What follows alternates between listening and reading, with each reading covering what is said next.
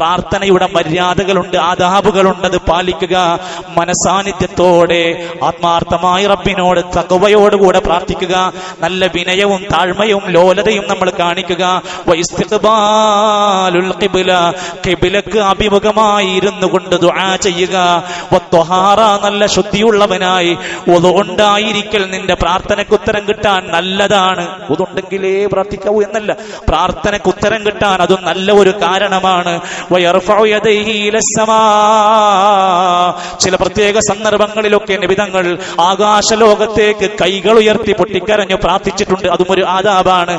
വബിൽ ഹംദി വസ്സലാ, പ്രാർത്ഥിക്കുന്നതിന്റെ മുമ്പ് ഹംദും സ്വലാത്തും ഒക്കെ ചൊല്ലലും ഒരു സുന്നത്താണ്. വദ്ദനൂബി, അല്ലാഹുവിനോട് പാപങ്ങളെ കുറിച്ച് എടുത്തു പറഞ്ഞ റബ്ബേ ഞാൻ ഇന്ന തെറ്റ് ചെയ്തു, ഇന്ന പ്രയാസങ്ങൾ, ഇന്ന ഘട്ടങ്ങളിൽ ഞാൻ ഇന്ന ആപത്തുകളൊക്കെ ഞാൻ ചെയ്തു കൂട്ടി, അതെല്ലാം നീ അറിയുന്നവനാണ് റബ്ബേ എന്ന് ഏറ്റു പറഞ്ഞ് റബ്ബിനോട് ദുആ ചെയ്യുക.